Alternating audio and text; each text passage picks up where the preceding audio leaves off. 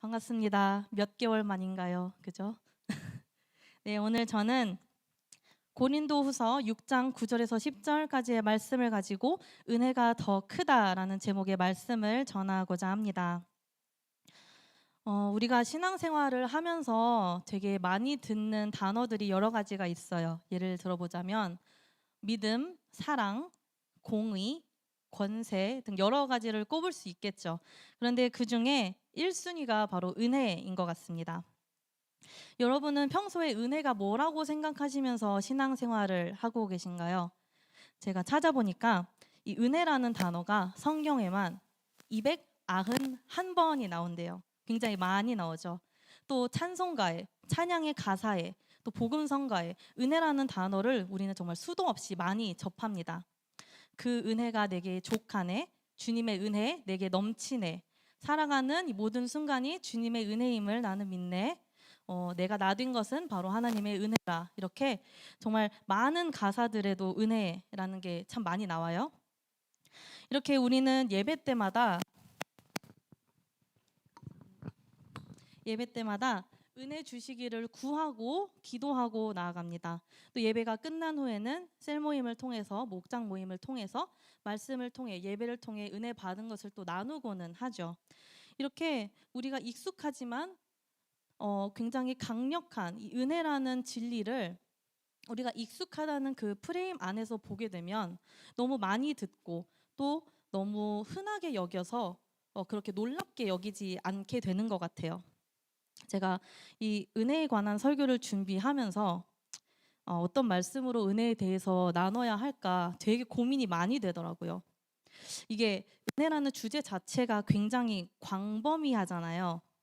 이게 조그마한 주제에서 뭔가를 뽑아서 만들어내는 건 어떻게 할 수 있겠는데, 이 너무 잘 아는 거를, 너무 큰 주제를 내가 어떻게 전할 수 있을까 굉장히 고민을 많이 했어요. 그래서 어떤 부분에서 하나님께서 감동을 주셔서 어떻게 전하게 하실까에 대해서 굉장히 묵상을 많이 했습니다. 가끔 보시면 목사님께서 이렇게 팔짱 끼시고 이렇게 앉아 계실 때 있어요. 제가 목사님 뭐 하세요? 무슨 생각하세요? 이렇게 자주 여쭤봤거든요. 그럴 때마다 목사님이 설교에 대해서 묵상하고 계신다고 얘기를 하셨어요. 근데 제가 이제 그 상황에 놓이니까 이게 무슨 말인지 알겠는 거예요. 막 이 사람하고 얘기할 때, 또 이 사람하고 관계를 맺을 때, 이 모든 이 순간순간에서 은혜가 뭐지, 은혜가 뭐지 계속 묵상을 하게 되더라고요. 하나님께서 오늘 이 말씀을 통해서 주시고자 하는 메시지가 뭘까? 내가 생각하는 은혜는 뭘까? 이 사람과의 대화, 이 사람과의 대화, 이 관계, 저 관계에서 계속해서 은혜를 찾으려고 노력을 했어요. 그랬더니 결론이 났어요. 그런데 이 결론이 너무 간단한 결론인 거예요. 그래서 또 다시 하나님한테 여쭤봤어요. 하나님, 이거는 성도분들이 골백 번은 더 들었을 얘긴데 이거를 진짜 이렇게 전해야 됩니까? 근데 하나님이 이런 마음을 주시더라고요. 지금이 기본으로 돌아가서 우리의 믿음 상태, 또 우리의 신앙생활을 다시 한번 점검하고 또 돌아볼 수 있는 적합한 시기다라는 마음을 주시더라고요. 저희가 지금 주일에 살리는 예배 시리즈로 담임 목사님께서 말씀 전해주시고 계시잖아요. 그런 것처럼 지금이 어쩌면 하나님께서 우리에게 기본을 다시 점검하라는, 그래서 다시 백투 베이직이죠. 정말 습관처럼 예배 드리지 말고, 습관처럼 신앙생활 하지 말고 기본기를 탄탄히 하라고 말씀하시는구나라는 걸 느꼈습니다. 그래서 오늘 우리가 아주 또 기본적이지만 또 정말 중요한 이 은혜라는 것에 대해서 재정립하는 시간을 가짐으로써 이 하나님의 은혜를 온전히 누릴 수 있는 우리 모두가 되기를 주님의 이름으로 소망합니다. 네, 첫 번째, 은혜는 나의 상처보다 더 큽니다. 이 살아가면서 상처 한번 안 받는 사람이 과연 있을까요? 결코 찾아볼 수가 없겠죠. 우리는 살면서 맺는 이 수많은 인간관계 속에서 수많은 상처를 받으면서 살아갑니다. 어떤 사람은 조금 무딘 성격 탓에 상처에 좀 덜 민감한 사람이 있을 수도 있겠고, 또 어떤 사람은 조금 예민한 성격으로 조그만한 일이나 사건에도 쉽게 상처를 받을 수가 있겠죠. 저를 한번 예로 들어볼게요. 제 별명이 뭔지 아시는 분 계신가요? 예, 개복치인데요. 개복치가 물고기예요. 물고기인데 이 스트레스에 굉장히 취약한 물고기입니다. 그래서 그냥 잘 직진해서 가다가 조금만 부딪혀도 죽어요. 아니면 뭐 조금만 바다 밑으로 들어가면 온도가 너무 차가워서 죽어요. 아니면 또 조금 위로 올라가면 햇살이 너무 뜨거워서 또 죽어요. 이런 식으로 스트레스에 굉장히 취약한 물고기인데 이게 제 별명이에요. 저도 왠지 모르겠어요. 네, 근데 이렇게 저도 좀 태어나기를 좀 예민한 성향을 갖고 또 잘 놀라는 유리 심장을 가지고 태어나서 다른 사람들의 말이나 눈길이나 행동 이런 게 저한테는 조금 다른 사람들보다 큰 자극이 되거나 어떨 때는 공격같이 느껴지기도 합니다. 그래서 그런진 몰라도 저는 이 평온하고 무던한 성격이 되게 부러웠어요. 저는 그렇게 하려고 해도 안 되더라고요. 그러다 보니까 상대방은 별뜻 없이 던졌던 말, 행동에 저는 생각보다 더 큰 상처를 받고 혼자 아파하고 그러면 감정이 기복이 생기고 몸의 컨디션이 나빠지고 그러면 또 더 상처를 잘 받고 이런 악순환이 계속 되더라고요. 이 상처 중에 가장 아픈 상처가 뭘까요? 바로 제일 잘 아는 사람, 가장 가까운 사람한테 받은 상처일 거예요. 가족에게 받은 상처, 또 아니면 가까운 친구에게 받은 상처 이런 거는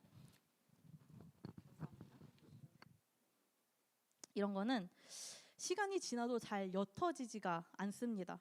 계속해서 생각나고 잊어버리려고 해도 어느 순간 자기 전에 확 이렇게 튀어나오는 것처럼 이불킥하게 만드는 그런 상처들이죠. 이 나를 가장 잘 알고 나를 제일 잘 포용해 줄 것 같은 사람들한테 받은 상처는 이 자신의 정체성까지 돌아보게 만드는 나쁜 힘이 있습니다. 그런데 예수님께서 이 상처계 중에서는 가장 최고봉이세요. 이 육신의 고통, 이 상처는 물론이고 이 심적으로도 가장 큰 상처와 아픔을 다 겪으신 분이 바로 예수님이십니다. 예수님께서 사역하실 때 이 가장 가깝게 지내던 제자들에게 배신 당하셨죠. 이 3년을 같이 동고동락하면서 사역하고 이 지역 저 지역 다 두루두루 다니셨는데 이 본인들한테 해가 될 것 같은 시간이 오니까 이 제자들이 다 예수님을 부인하고 도망갔어요. 어제까지만 해도 같이 떡을 떼고 또 잔을 나누고 얘기를 하던 제자들인데 이게 하루아침에 그렇게 난 예수를 모릅니다라고 고백을 해버립니다. 특히 베드로가 예수님을 부인하던 그때에 예수님은 그렇게 멀리 계신 게 아니었어요. 이 누가복음 22장 60절에서 61절을 보면 베드로가 마지막으로 세 번째 부인을 하고 나서 예수님께서 베드로를 보셨다는 그 대목이 나옵니다. 나는 저런 사람 몰라요. 나는 저 예수란 자와 아무 상관이 없습니다라고 말하는 걸 들을 수 있는 가까운 거리에 계셨다는 거예요. 저는 그 마음을 상상할 때 진짜 얼마나 아프셨을까라는 걸 제가 가늠을 잘 못하겠더라고요. 또 예수님을 향해서 메시아라고 환영하면서 막 축하했던 이 많은 사람들이 단번에 예수님을 향해서 조롱하고 핍박하고 욕하게 되었죠. 우리 다 알잖아요. 이 모든 걸 다 겪으시고 십자가에 달리신 예수님에 대한 얘기 너무 많이 들었습니다. 우리가 이 땅에서 겪고 있는 질병과 아픔, 고통과 상처 이 모든 것들을 예수님께서 이미 다 짊어지시고 십자가에 달리셔서 우리는 그것들이 올 때마다 선포하고 떠나보내면 된다라는 거 우리 너무 잘 알고 있어요. 근데 내가 받은 상처를 생각하면 그게 어렵고 잘 안 되는 거예요. 내가 얼마나 아팠는데, 내가 그 사람 때문에 얼마나 힘들었는데, 내가 이 상처 때문에 이렇게 됐는데가 점점 커지니까 이 하나님께서 예수님을 보내신 그 은혜 자체가 보이지 않는 겁니다. 근데 상처도요, 가만히 둬야지 낫잖아요. 이 상처를 헤집고 계속 쳐다보고 만지고 이러면 덧날 수밖에 없어요. 이런 것처럼 이 상처에만 집중하면 우리는 상처밖에 볼 수 없게 되고, 상처에만 집중하면 그때의 시간, 그때의 상처에 갇혀서 더 이상 나아갈 수가 없게 되고 마는 겁니다. 그런 때에 우리는 하나님의 은혜를 기억해야 합니다. 이 하나님의 은혜라는 것은 참 단순합니다. 은혜라는 건 바로 내가 지금 이 자리에 있을 수 있는 것이 은혜예요. 죽어야만 했던 나, 죄인인 내가 이 하나님의 은혜로 말미암아 다시 살게 된 것, 이것이 바로 은혜의 본질입니다. 너무나도 많은 이 크고 작은 죄악들로 가득했던 내가 예수님께서 십자가에 달리심으로 말미암아 깨끗게 되고 또 다시 한번 주님의 자녀라 일컬음을 받을 수 있게 된 그것이 바로 은혜라는 거예요. 이걸 기억할 때 우리의 상처는 결코 은혜보다 클 수 없습니다.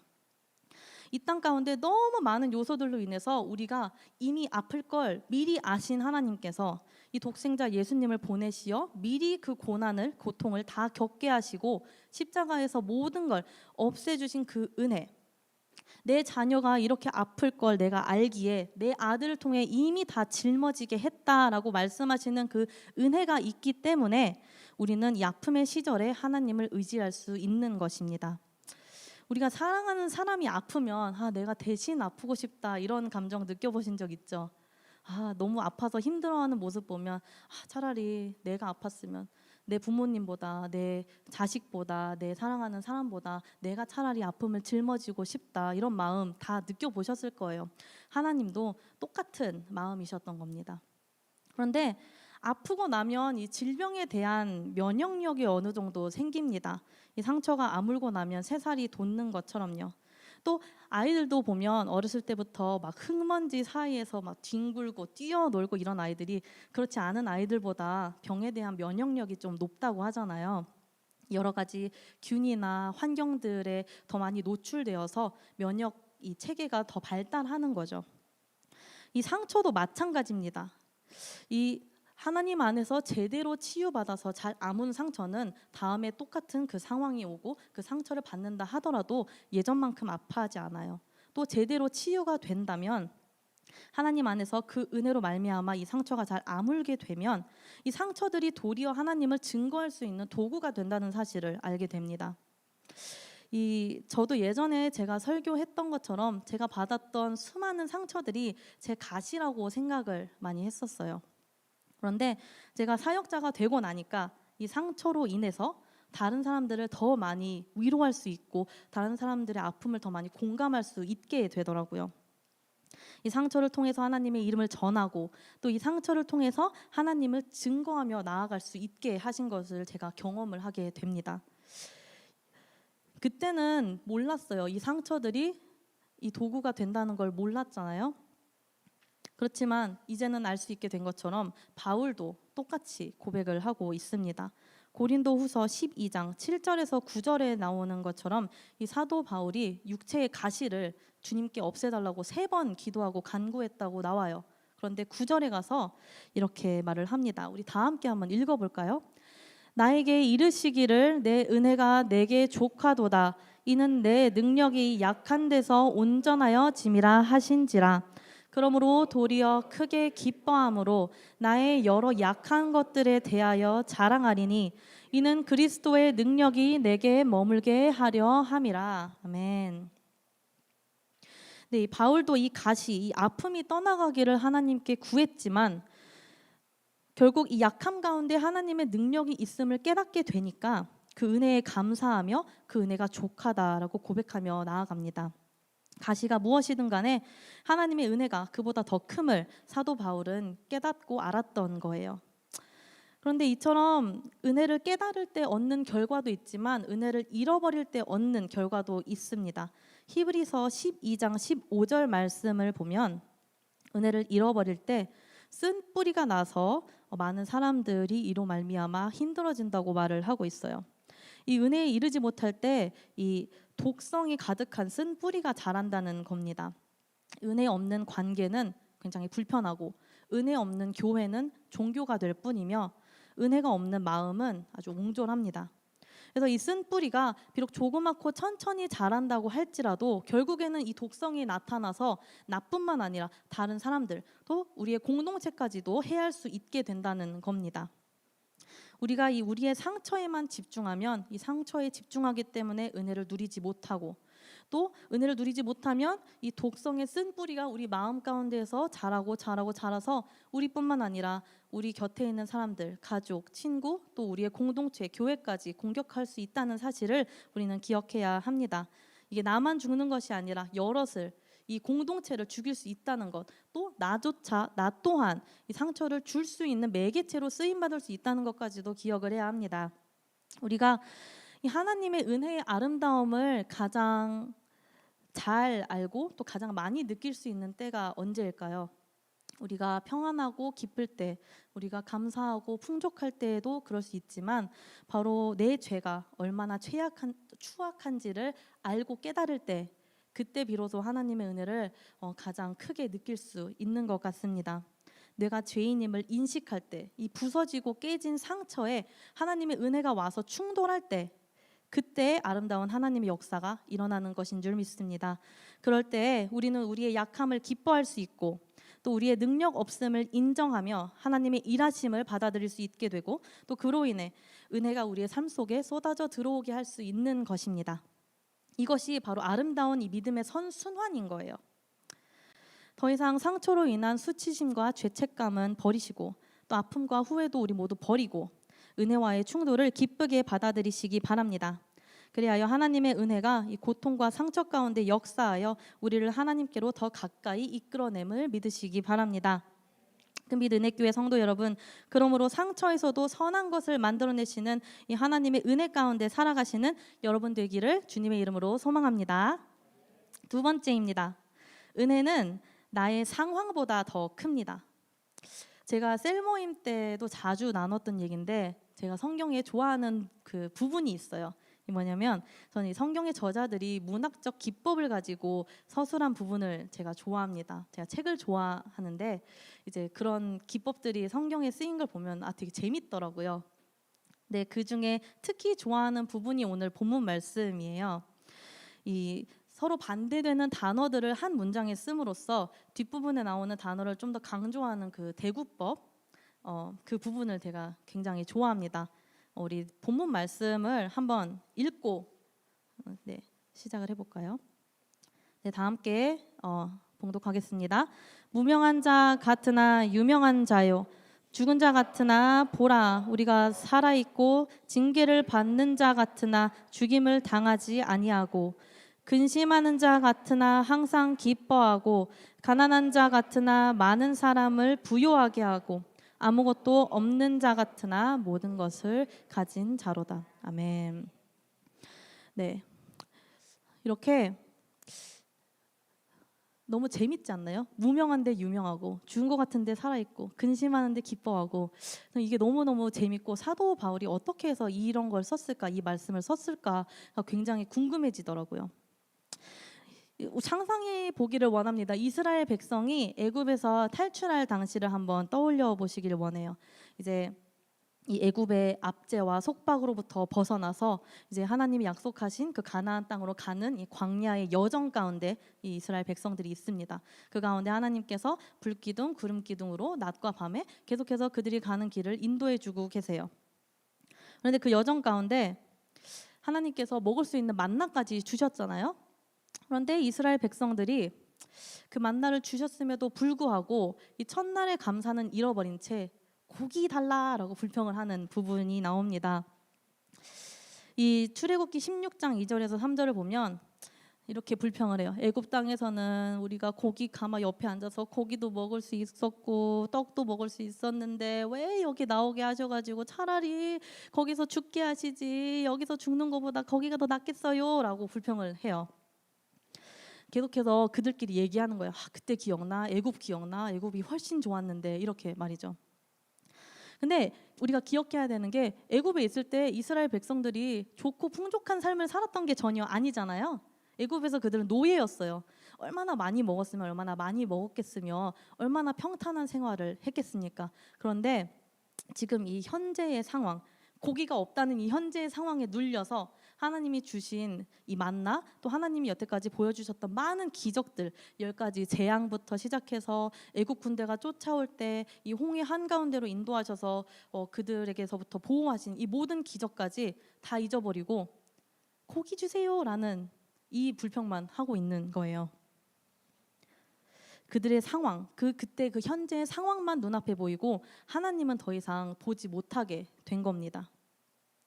우리도 살아가면서 굉장히 많은 상황들 가운데 놓이게 되죠. 어려운 상황, 힘든 상황, 역경과 고난, 이렇게 여러 가지 상황들이 올 수가 있는데 그럴 때마다 하나님 어디 계시지? 하나님 계시면 지금 내가 이런 상황 가운데 있으면 안 되지 않아? 하나님 진짜 계신가? 이런 불평과 원망들을 우리가 할 때가 있잖아요. 우리도 이 이스라엘 백성들이 광야 생활 가운데 그렇게 했던 것처럼 우리도 우리 삶 가운데에서 너무나 많은 불평들, 그로 인해서 하나님을 보지 못하고 살아가는 때가 있는 것 같습니다.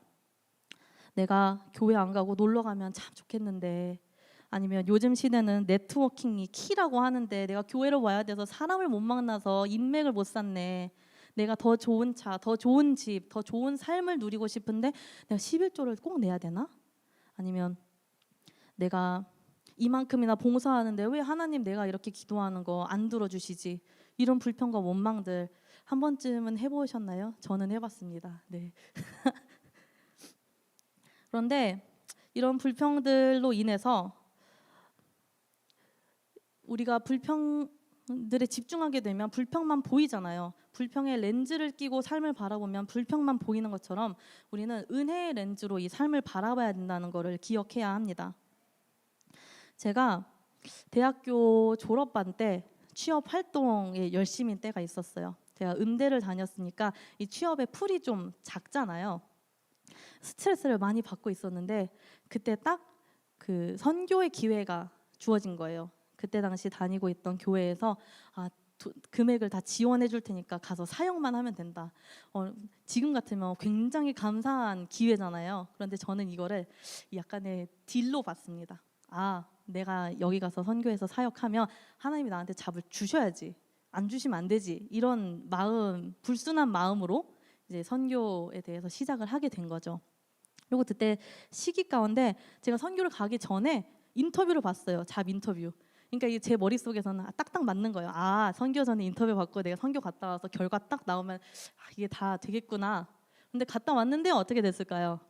네, 떨어졌어요. 제가 보기 좋게 떨어졌는데 이게 제가 생각할 때는 다 너무 잘 맞는 직장이었어요. 내 전공에도 맞고 이 졸업하는 시기에도 맞고 그냥 제가 생각하던 모든 게 다 잘 맞던 직장인데 이거 안 들어주실 리가 없는데 안 들어주시는 거예요. 그래서 진짜 원망이랑 불평이 너무 많이 나오는 거예요. 하나님, 내가 어렸을 때부터 여태까지 사역과 봉사하며 내가 지금 선교까지 다녀왔는데 이거를 하나 안 들어주세요? 뭐 다 하실 수 있다고 했잖아요. 이러면서 온갖 불평과 원망을 하면서 교회 다니는 시간이 아까워지는 거예요. 내가 이런 게 안 되면 뭐하러 하나님을 믿지? 굉장히 낮은 믿음이었던 거죠. 그런데 그 후에 제가 다시 이제 캘리포니아 서부로 돌아와서 기도를 하는데 그런 깨달음을 주셨어요. 나는 여태까지 내가 정해놓은 한계를 가지고 판단하고 재고 이게 될 것 같아, 이게 될 만한 것 같아라고 기도를 하면서 하나님을 판단했구나. 그때 굉장히 많은 회개를 하면서 완전히 하나님한테 그 잡을 다 내려놨어요. 그러고 나니까 제가 생각지도 못했던 직장에서 아주 우연한 계기로 제가 어플라이를 하지도 않았는데 일을 할 수 있게 되고 또 가족들 옆에서 좋은 시간을 보내면서 그렇게 직장 생활을 할 수 있게 됐거든요. 이게 그때 당시에는 너무 최악이고 어떻게 이렇게 안 풀리지라고 생각했던 상황인데 돌아서 보니까 하나님께서 더 좋은 길로 가게 하시려고 했던 거를 이제는 알 수 있는데 그때 당시에는 내가 내 상황에만 집중하고 내 상황만, 내 문제만 바라보니까 하나님의 약속하심, 하나님의 계획 그런 거는 제 안중에도 없게 된 겁니다.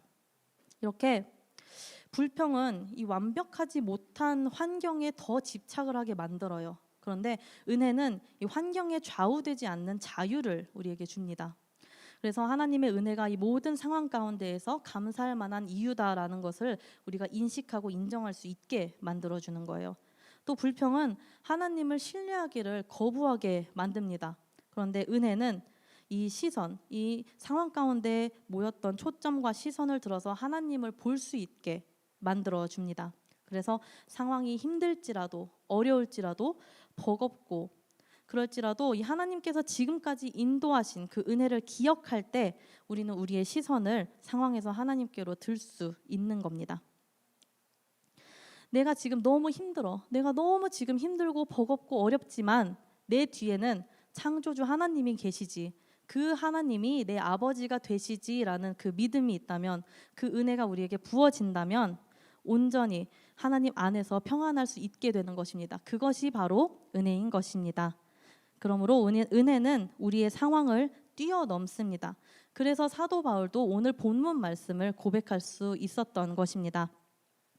이 세상에서 비록 이름 없이 무명으로 살지라도, 이 세상에서 말하는 이 명예와 권위와 권력이 없을지라도 하나님이 나와 함께 하시면 저 천국에 내 이름이 새겨져 있고 또 내 자리가 있을 것이며 하나님이 다 아신다라는, 나는 그래서 유명한 자다라고 하는 고백을 할 수 있게 되는 것입니다. 이 세상에서 비록 여러 가지 환난과 고난으로 인해서 죽을 것 같아도 하나님의 은혜를 기억하면, 아, 내가 이미 죽은 몸이었는데 주님의 은혜를 받아서 다시 살아났구나, 내가 다시 산 받은 하나님의 자녀구나라는 것을 깨달을 수 있게 되는 것입니다.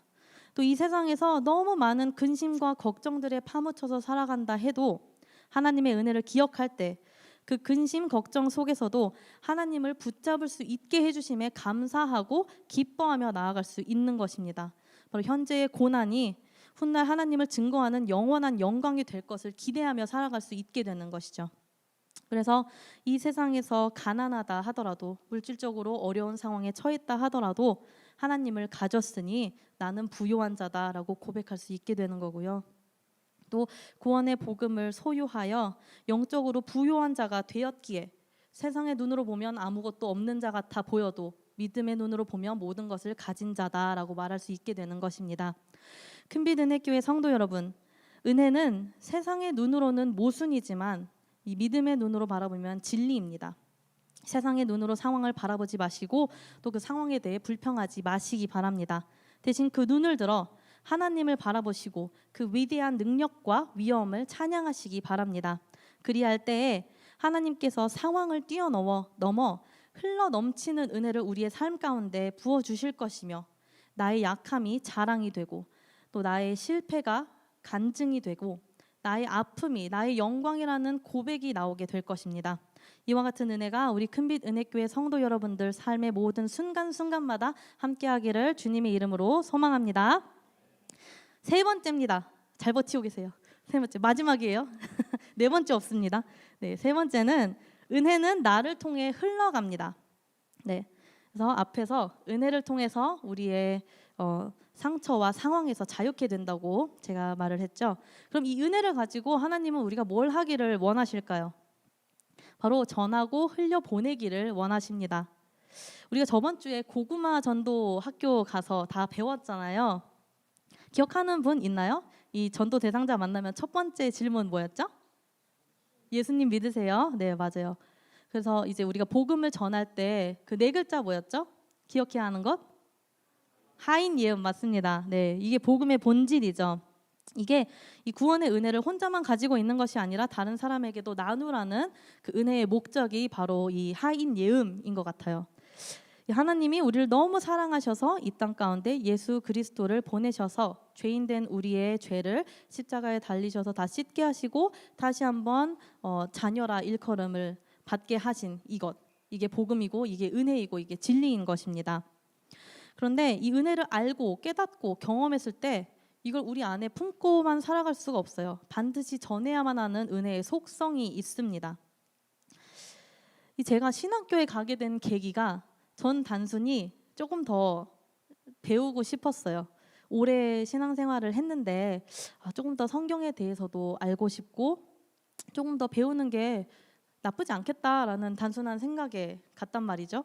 그런데 이 전도학교를 가서 이 하인 예음을 들었는데 약간 머리를 망치로 살짝 맞은 것 같은 느낌이 드는 거예요. 우리 너무 잘 알잖아요. 이 요한복음 3장 16절 말씀도 있고 우리가 홈레스 사역하고 하면서 항상 얘기를 하는데, 그게 이상하게 그날따라 되게 큰 울림으로 저한테 딱 오더라고요. 아, 내가 배우고자 했던 게 이게 다네. 그러면은 나는 신학교를 왜 갔지? 약간 이런 생각이 드는 거예요. 이 복음의 본질, 이 진리를 우리가 기억하며 살아갈 때 우리 모두가 전도의 자리에서 전도자의 삶을 살 수 있게 되고, 또 이 복음의 진리를 기억하며 살아갈 때 우리 삶 속에서 예배하며 예배자의 삶을 우리 모두가 살 수 있게 되고, 또 이 복음의 진리를 기억하며 삶에서 보여주며 살아갈 때 우리 모두가 다 참된 그리스도인이 될 수 있는 거잖아요. 그럼 내가 왜 신학교를 갔지? 내가 신학교에 가게 된 게 내 결단, 내가 결심하고 내가 정해서 갔다고 생각했는데 뭘까라고 생각을 하니까 이 하나님께서 정해놓으신 계획과 사명이 있었다는 게 느껴지더라고요. 그 고구마 전도학교에 가서 가끔씩 목사님께서 설교를 하시면 이 베이 지역에 5개 교회를 세울 것입니다 막 이렇게 얘기하시는데, 제가 저기 앉아서 전도사 5명인데 나는 아니어야 되는데 이런 마음이 많이 들었었거든요. 근데 이 전도학교 때 이 하인 예음을 듣고 또 내가 다시 한번 내가 신학교를 가는 거에 대해 생각하면서, 하나님께서 나를 통해서 하시고자 하는 계획이 따로 있으셨구나. 내가 정했다 생각했는데 내가 정한 것이 아니었구나라는 거를 확 느껴지더라고요.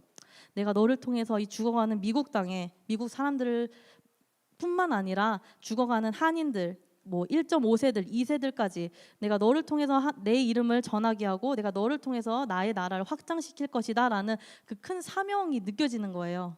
나는 내가 정해서 갔다고 생각을 했는데, 우리 모두 각자의 자리에서 이 흘려보내야 하는 그 사명, 그 사역을 감당해야 할 줄을 믿습니다. 이 은혜는 바로 양방향 도로입니다. 우리가 받아서 이거를 꽁꽁 싸매고 있을 수 없어요. 반드시 흘려보내야 하는 속성이 있습니다. 이게 흐르지 않는다면 이게 은혜가 아닌 거예요.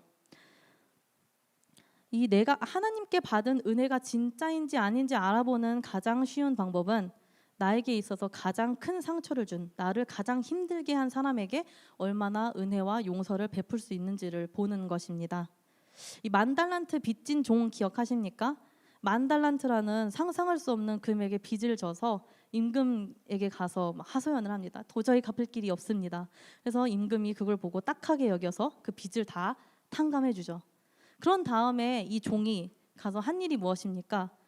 그 은혜에 감사하는 것이 아니라 자기에게 100데나리온 빚진 자를 찾아가서 돈을 갚으라고, 얼른 갚으라고 하죠.